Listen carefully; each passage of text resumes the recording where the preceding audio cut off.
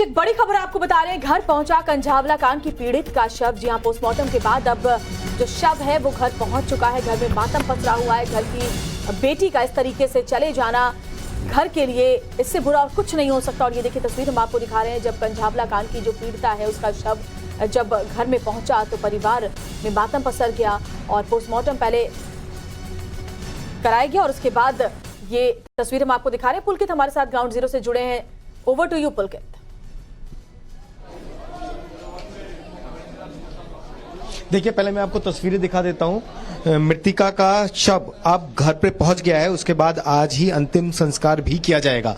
काफी ज्यादा सुरक्षा इस इलाके में उससे पहले की गई है ताकि कोई भी हंगामा ना हो। ये आप तस्वीरें देख रहे हैं, मीडिया को बैरिकेड के दूसरी तरफ जाने की इजाजत नहीं है और किसी को भी नहीं है। सामने आप तस्वीरें देखेंगे, पुलिस सुरक्षा के साथ शव को घर तक लेके आया गया है और सामने सिर्फ घर के लोग हैं और पुलिस मौजूद है। वो आप तस्वीरें देख सकते हैं किस तरीके से घर के अंदर जो लोग मौजूद थे वो बाहर आ गए हैं। और ये देखिए, आप एक पोस्टर देखिए कि किस तरीके से अंजलि को न्याय के साथ वाला पोस्टर आपको सामने नजर आएगा। और एक पोस्टर दिखाकर सामने विरोध भी है और नाराजगी भी। ये आप फ्रेम देख सकते हैं कि किस तरीके से घर के बाहर ये पोस्टर अब लगाया गया है। अंजलि का जो शव है वो अभी घर के बाहर पहुंचा है और पुलिस वहां पे मौजूद है। घर वहां पुलिस ने वो जो पोस्टर था उसे अब हटाया है, यानी कि एक पोस्टर दिखाते हुए घर के लोग विरोध जता रहे थे जिसमें न्याय की बात लिखी हुई थी, अंजलि का नाम लिखा हुआ था। लेकिन पुलिस अब सामने उस पोस्टर के आपको नजर आएगी, एम्बुलेंस आपको नजर आएगी और पुलिस फोर्स नजर आएगी।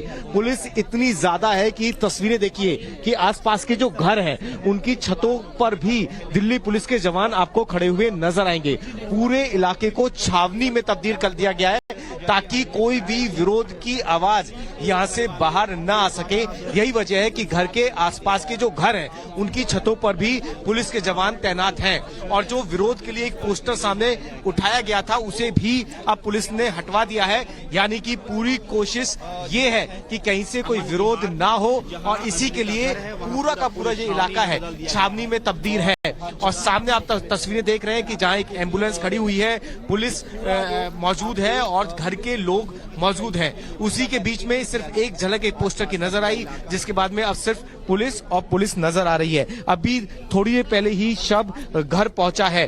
बीच में ये भी खबरें आती रही हैं कि किस तरीके से इलाके में नाराजगी है। आपको मैं तस्वीरें दिखाना चाहूंगा कि कैसे पूरी तरीके से लोग अपनी छतों पर मौजूद है। सामने आप देखेंगे घरों की छतों पर लोग मौजूद हैं। आसपास जितने भी घर हैं तमाम लोग आपको अपनी छतों पर नजर आ जाएंगे। पुलिस की कोशिश यही कि ये लोग यहां से बाहर ना पाए, इसी के लिए जगह जगह बैरिकेड किया गया है।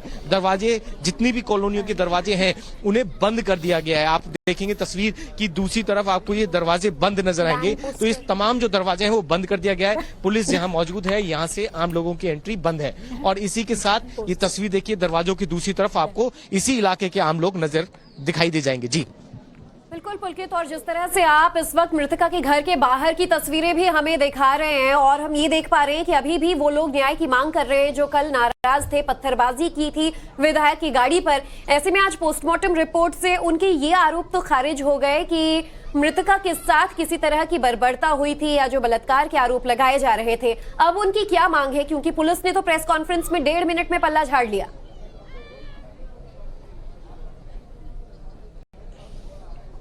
देखिए, 1 मिनट 40 सेकंड की जो प्रेस कॉन्फ्रेंस थी पुलिस की, उसमें कई सवालों के जवाब नहीं दिए गए। और यही वजह है कि भीड़ आप देखेंगे कि गलियों में अपने घरों की छत पर है। सवाल ये थे कि 13 किलोमीटर तक कोई पुलिस क्यों नजर नहीं आई। 13 किलोमीटर तक किस तरीके से गाड़ी के अंदर उसे नीचे घसीटा गया। क्या कोई पुलिस को जो कॉल किए गए उस पर कोई रेस्पॉन्स क्यों नहीं मिला। हालांकि पोस्टमार्टम रिपोर्ट से ये इस सवाल का जवाब जरूर मिल गया कि कोई रेप या उस तरीके की जबरदस्ती लड़की के साथ नहीं हुई थी। लेकिन उसके बावजूद भी दिल्ली पुलिस ने जिस तरीके से एक्शन नहीं लिया उस पर भी परिवार ने सवाल उठाए थे। उस पर भी लगातार सवाल उठ रहे थे कि आखिर उस दौरान पुलिस क्या कहां थी।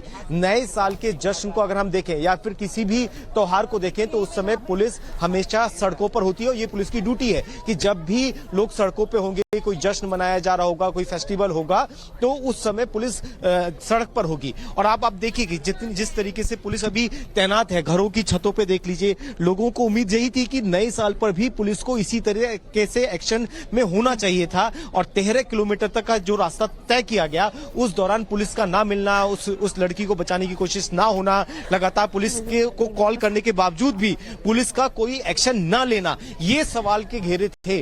और अब आप तस्वीर देखिए कि इलाके के लोग किस तरीके से यहाँ पर मौजूद हैं और कोशिश यही कि ये आप लोग अंतिम संस्कार में शामिल होने के लिए खड़े हैं या क्यों खड़े हैं? 7 बजे खड़े हुए इनके चक्कर में। अच्छा, यहाँ से जाने की इजाजत नहीं आगे? नहीं जाकर आगे जाए खड़ा रखा हमारे को, गेट बंद कर रखा जी।